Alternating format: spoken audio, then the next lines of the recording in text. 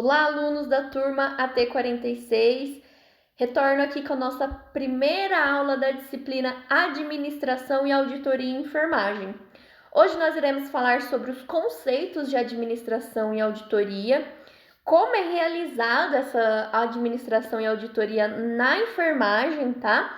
Quem são os profissionais que atuam, em que setores essa disciplina está interligada, tá? O ciclo PDCA, que são as funções da nossa administração, vou demonstrar tudo isso para vocês. E lembrando que no final dessa aula tem uma atividade complementar que será de apoio, um estudo de apoio para a nossa prova do dia 18, tá bom? Espero que vocês gostem dessa aula e qualquer dúvida pode me deixar uma perguntinha no portal que eu sempre estou atenta e consigo responder por lá, tá bom? Vamos lá?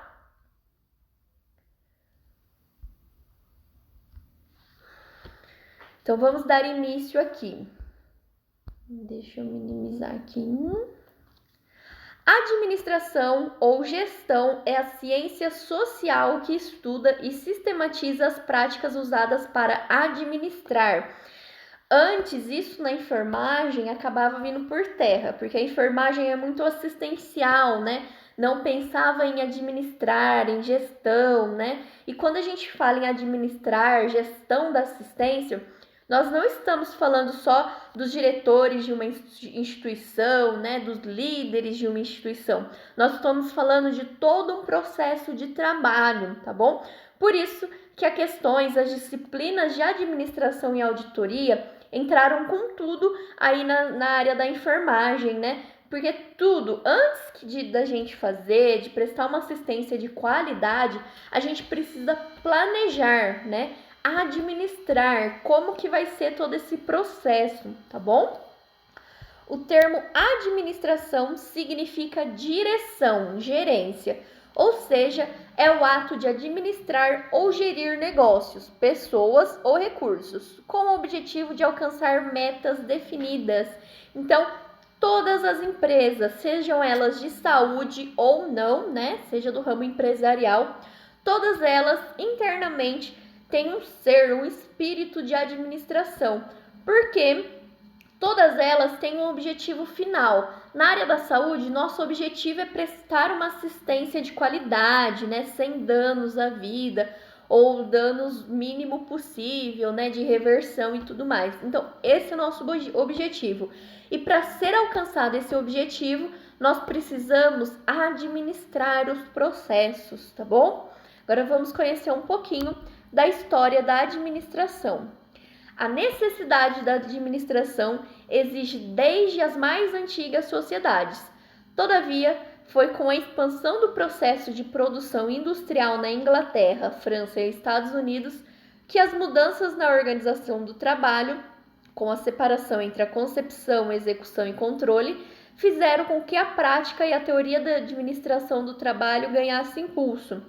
Então, lá na época do início de industriais, né, de Charlie Chaplin, acho que eu falei o nome dele errado, desde aquela época já começavam os princípios de administração, de gerência, né, de direcionamento. Logo mais para frente nós iremos estudar sobre algumas teorias de administração, o quanto as questões de administração evoluíram dos anos para cá, tá bom? Para se ter uma administração de qualidade, seja na área da saúde ou empresarial, existem algumas etapas para que isso aconteça.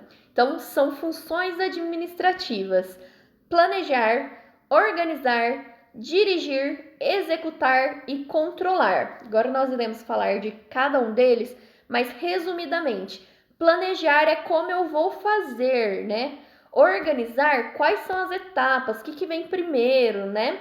Dirigir é botar a fazer, né? Dirigir é direcionar. Executar é propriamente dito fazer, cada processo fazer o que está estabelecido. E controlar é a gente observar, fazer uma auditoria, né? Administrar se os processos estão funcionando de acordo com o nosso planejamento. Então, todas essas 5 funções, na verdade, elas são uns ciclos, né? De começo, meio e fim, começo, meio e fim, né? Que nunca tem um término propriamente dito, né? Após eu controlei, se deu certo eu continuo, se não deu certo eu tenho que planejar novamente, tá bom? Planejamento é a primeira das funções administrativas, até porque sem um bom planejamento nada vai para frente, né? Uma das mais importantes, pois serve de base para as demais. O processo de planejamento é a ferramenta para administrar as relações com o futuro. O planejamento consiste na tomada antecipada de decisões entre o que fazer antes da ação ser necessária. Planejar consiste em simular o futuro desejado e estabelecer previamente os cursos de ação necessários e os meios adequados para adquirir os objetos. Então, como eu falei para vocês, planejar é parar, pensar qual é minha meta, o que eu quero, como eu vou fazer, qual o meu prazo, o que eu preciso, tá? Isso é o planejar, a primeira etapa do nosso processo de administração, tá bom? Organização. Para que os objetivos possam ser alcançados, os planos executados e as pessoas possam trabalhar eficientemente, as atividades precisam ser agrupadas de maneira lógica e autoridade distribuída de maneira a evitar conflitos e confusões. Como eu falei para vocês, a gente precisa ter um processo organizacional. O que é que vem primeiro, quem faz isso, quem faz aquilo, de direcionamento, tá bom? Senão, todo mundo acaba fazendo o que acha que é certo e no final das contas a gente não chega numa meta nenhuma, tá? Direção. Para que o planejamento e a organização sejam eficientes, eles precisam ser dinamizados e completados pelas orientações a ser dadas às pessoas por meio de uma adequada comunicação e habilidade de liderança e motivação. Dirigir é comandar e orientar o pessoal. Dirigir é acionar e dinamizar a empresa. Dirigir está diretamente relacionada com a atuação sobre recursos. Então, direção é estabelecer o que cada um deve fazer, como cada processo deve funcionar, tá bom? Execução é o processo de execução, consiste em realizar atividades planejadas por meio da aplicação de energia física e intelectual, ou seja, é a mão de obra propriamente dita, tá bom? É fazer acontecer, né? É fazer e saber o que está fazendo, né? E a nossa última etapa aí das funções administrativas envolve as questões de controle. Enquanto o planejamento abre o processo administrativo, o controle serve de fechamento. Irá verificar para que tudo ocorra de acordo com as regras estabelecidas e as ordens dadas. Como eu falei para vocês, no ramo hospitalar, né, em questões de instituições de saúde, nós utilizamos muito o ciclo PDCA, que é planejar, fazer, checar e agir, e volta o ciclo, planejar, fazer, checar e agir. Utilizam muito esse ciclo, ele é uma ferramenta da qualidade, justamente para alinhar os processos, né? Se o que eu planejei não deu certo, eu tenho lá na minha ação eu descobri que não deu certo, eu volto o ciclo novamente. Planejar, fazer, checar para ver se está dando tudo certo e agir, tá bom? Agora a gente vai entrar no assunto de auditoria em enfermagem.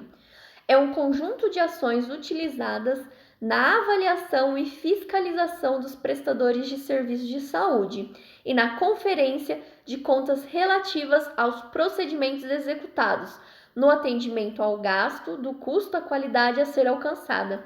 Então, quando a gente fala em auditoria de enfermagem, muitos hospitais, eles possuem, um centro, setor específico para a realização de auditoria. Eu, particularmente hoje, trabalho no setor da qualidade de um hospital e a nossa equipe é focada em fazer auditorias, justamente para saber se o processo está acontecendo corretamente de acordo com os nossos POPs, protocolos, nossas normas internas aí, tá bom?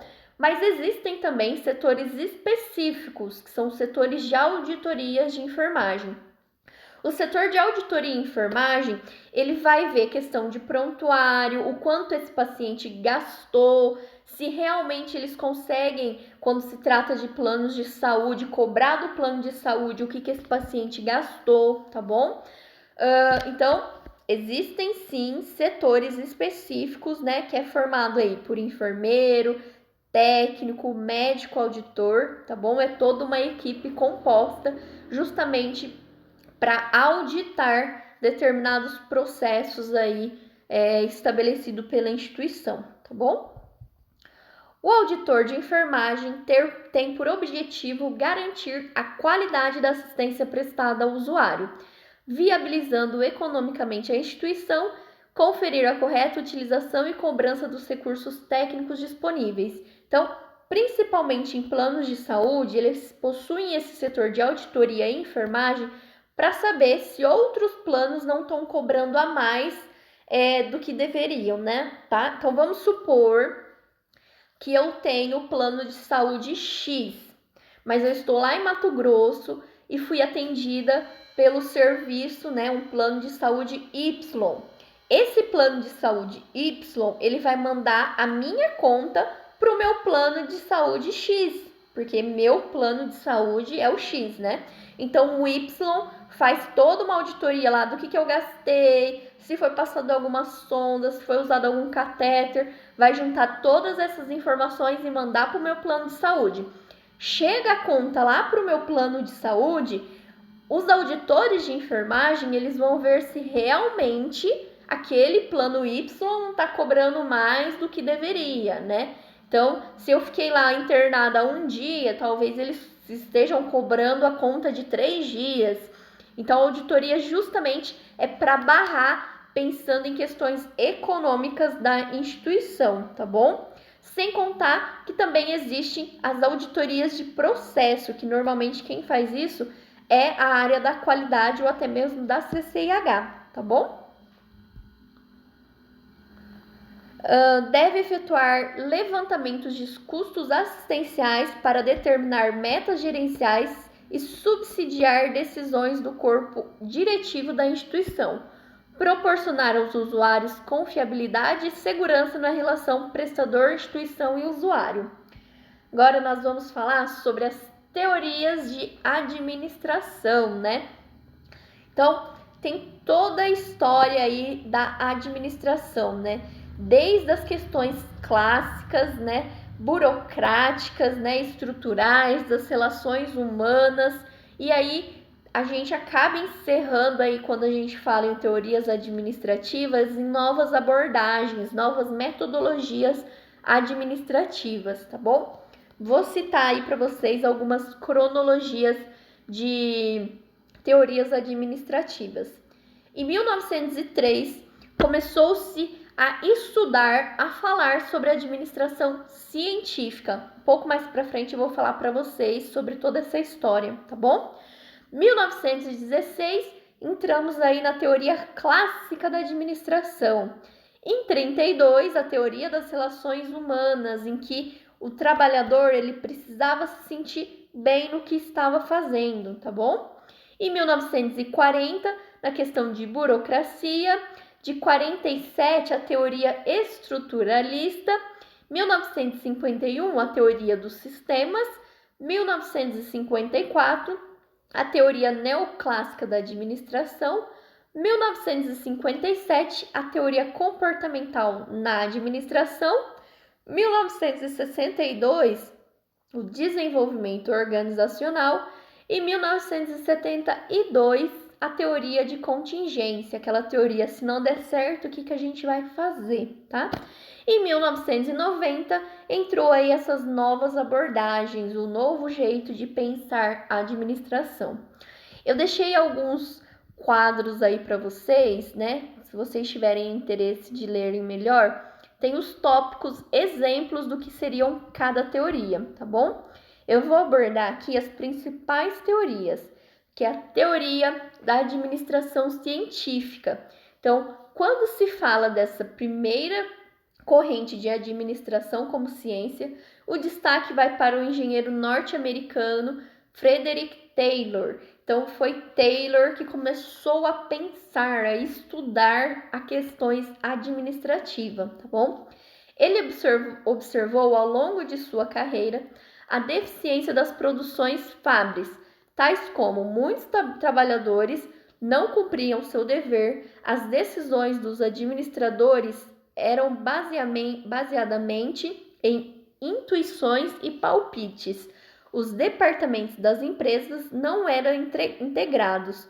Aos trabalhadores eram delegadas funções onde não possuíam habilidades, dentre outras definições. Então, Taylor foi lá no chão de fábrica, né, de uma empresa e constatou que a administração científica, porque foi o estudo dele, se baseava em uma administração totalmente desorganizada, né? Não tinham metas a serem atingidas, os trabalhadores não tinham habilidades, né? Muitos não cumpriam o que era estabelecido, né? Tudo isso foi o estudo e o pontapé aí das questões administrativas realizadas por Taylor, tá? Teoria da administração científica.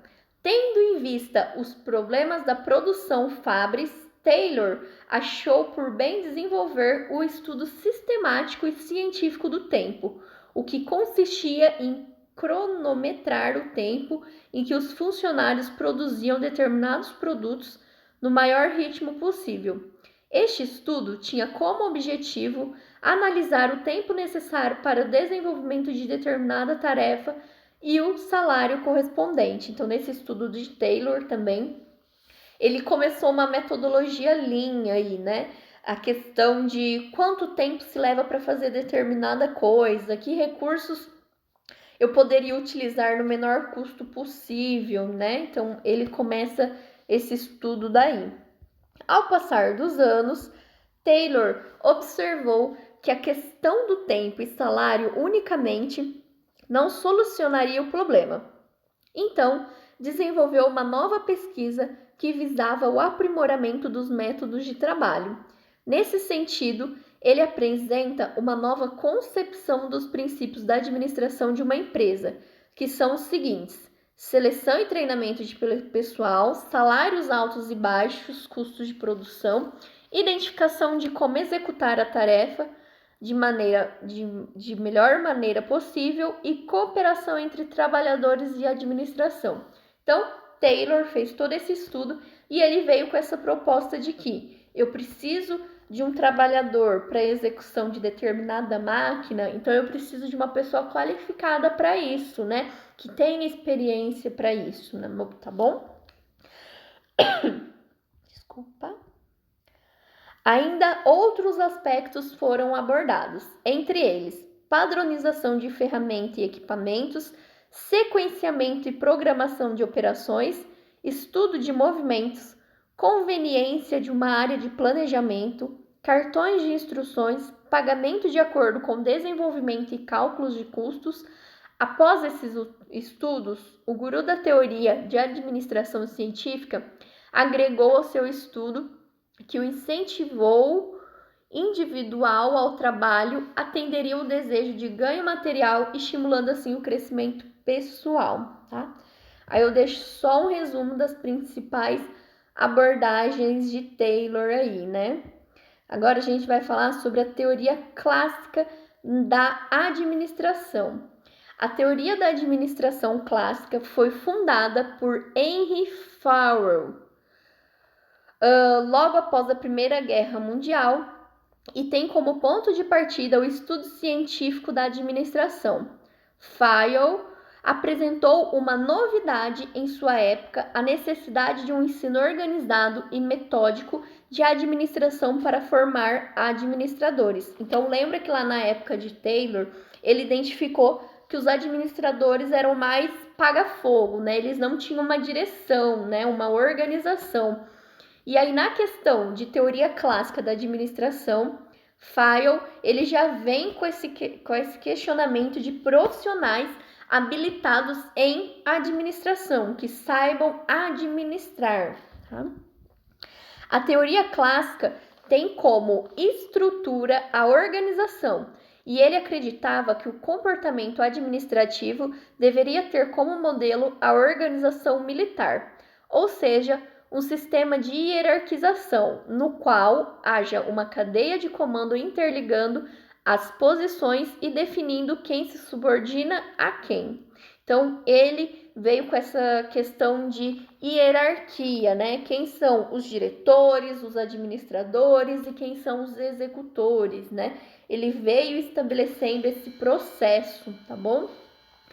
Pode-se verificar que a teoria clássica aborda a constituição de uma organização baseada em uma cadeia de comando, pela qual existe um corpo executivo que controla todo um grupo de pessoas que hierarquicamente se subordinam. Também deixei alguns pontos importantes aí, né? Na questão de Fayon, né? Que é organização militar, hierárquica, entre outras. Teoria das relações humanas. A importância da cooperação, motivação humana, liderança, comunicação e dinâmica de grupo, humanização e democratização na administração. Fator psicológico interfere na produção mais que o fisiológico. Mayo, né, que foi que entrou com essa teoria aí, né, pensando realmente nas relações humanas, do que é importante ao trabalhador, né, pensando que a pessoa, quando não está com o psicológico bem, né, ela não consegue produzir tão bem assim. Então, ele trouxe essa proposta, tá? O mais importante contribuinte para a Escola das Relações Humanas realizou um estudo que visava, em princípio, entender a produtividade e luminosidade no local de trabalho. Então, ele foi também lá no chão de fábrica fazer o estudo dele em questão de ambiente, né? O quanto o ambiente intervia nas questões de produtividade de determinado trabalhador, tá? Esperava-se que o aumento à luminosidade aumentaria o desempenho dos trabalhadores. Assim como se diminuísse a luminosidade, diminuiria o desempenho dos trabalhadores. No entanto, ao trocarem as lâmpadas por outras de uma mesma potência, notou-se a queda do desempenho dos trabalhadores, levando à conclusão de que o que realmente poderia levar em consideração era o estado psicológico dos trabalhadores. Foi analisado então outros fatores como horário de descanso e alimentação. Porém, os resultados foram diferentes do esperado, pois se notou novamente a influência de fatores psicológicos. Enfim, foi realizado outro experimento, pelo qual foi separado um grupo de 6 trabalhadores e colocado sob uma supervisão mais branda, onde foi encontrado um resultado satisfatório, pois os trabalhadores se sentiam mais liberdade e motivação. Então, quando a gente fala das relações humanas, também está muito interligado aí com a equipe de trabalho, com a liderança, com a instituição, né? Tudo isso interfere na produtividade, tá bom? Teoria de sistema. A abordagem de teoria de sistema foi desenvolvida por Bartholomew, que iniciou um movimento intelectual visando uma ciência unificada. Segundo Maciero, sistema seria um conjunto de elementos que interrelacionam de forma coesa e integrada, buscando atingir determinado objetivo. A abordagem de estrutura de sistema relaciona a estrutura organização com o meio em que lhe há suporte e afirma que a maneira de manter a organização é fortalecer os seus recursos humanos, que é a fonte motivadora da mesma. Então, ele vem com essa proposta de sistemas, de processo, uma coisa interfere na outra, né? Questão de gerência, uma coisa interfere na outra, visando a produtividade na administração. A palavra sistema está intimamente ligada com a palavra ambiente. O sistema necessita de constantes informações vindas do ambiente, para ser analisado o desempenho de produção a fim de atingir os seus objetivos. Então, como eu falei para vocês, é uma coisa interligada na outra, tá bom? Sendo assim, os sistemas estão interligados com a comunicação e é a essência de uma organização, visto que através da comunicação os diversos departamentos da instituição se interligam. Também deixei alguns pontos aí fortes da teoria de sistema. E para finalizar, a gente vai falar sobre a teoria contingencial, né? Se der tudo errado, qual que é o nosso plano de contingência? Basicamente é isso que a teoria contingencial vem propondo aí, tá? Uma característica importante da teoria de contingência é que não se consegue sucesso na organização partindo de um único ponto. Então, é necessário que a gente tenha um plano B. Se o plano A não funcionar, o que a gente faz? Tá? É necessária diversidade de alternativas para encaminhar estudos, demandas organizacionais e problemas. Contingência significa eventualidade, incerteza, ou seja, a teoria da contingência aborda as diferentes formas de administrar. A forma de administrar é relativa, envolvendo uma série de fatores. Assim sendo, a maneira em que uma organização deve ser administrada está condicionada ao ambiente em que ela está inserida. O fato da teoria da contingência considerar a forma de administrar relativa, até porque cada dia é um dia diferente, né? Então, assim, a gente pode planejar chegar em uma meta, mas como iremos chegar, infelizmente tem dias que essa meta, né, não vai ser atingida por determinados fatores. É por isso que a gente precisa ter o nosso plano de contingência. Se não der certo, qual é o nosso outro plano para fazer dar certo, né? Dependendo do ambiente em que a organização está envolvida, limita o processo administrativo, pois não estabelece nenhuma teoria, nenhuma técnica padrão e, por outro lado, enriquece as habilidades do administrador. Principalmente na área da enfermagem, né? Quando eu comentei que cada dia é um dia, né? Na área de enfermagem, a nossa meta é prestar um atendimento de qualidade, fornecendo, né, risco mínimo ou zero ao paciente, né? Mas a gente não pode fazer com o mesmo paciente a gente não pode fazer a mesma assistência com todos os pacientes, né? Para isso tem um plano de cuidado individual e a nossa administração de cuidados, né? Porque quando eu assumo um plantão, eu preciso entender o que eu preciso fazer primeiro, né? O que eu preciso fazer depois e como é que eu vou encerrar esse meu plantão. Só que durante o meu plantão pode acontecer várias coisas, então eu preciso ter meu plano de contingência, né?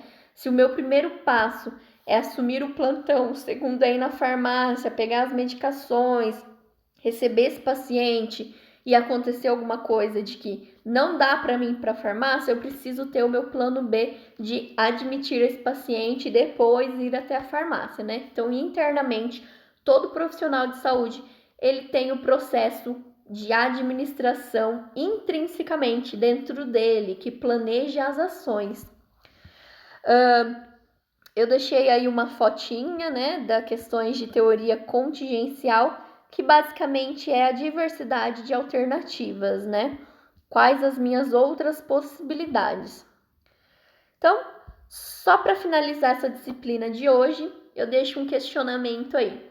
Por que estudar administração e auditoria em enfermagem?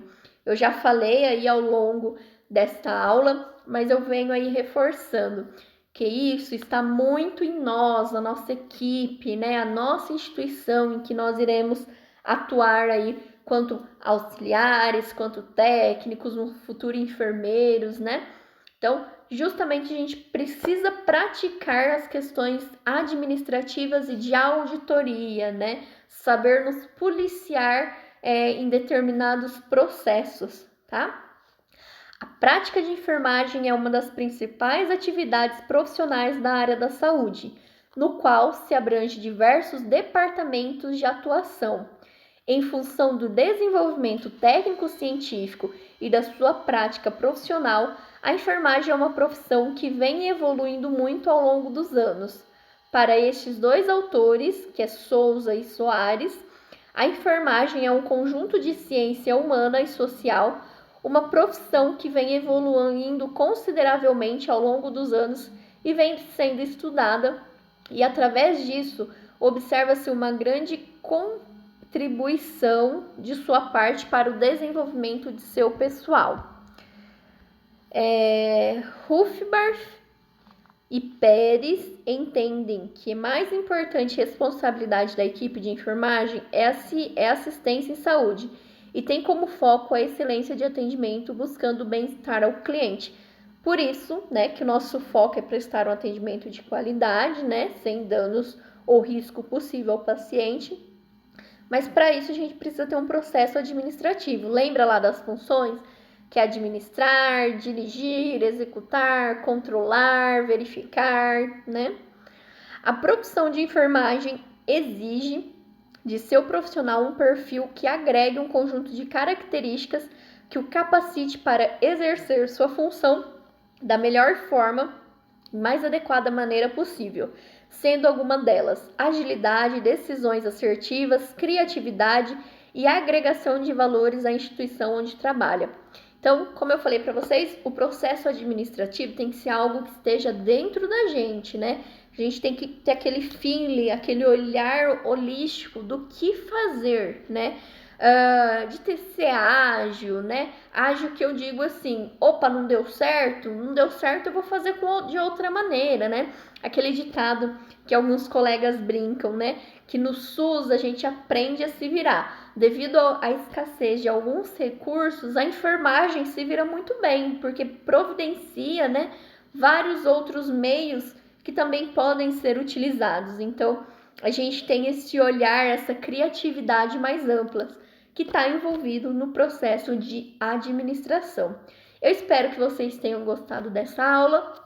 Qualquer dúvida pode me deixar uma mensagem aí no portal e eu espero vocês na nossa segunda aula de administração e auditoria em enfermagem.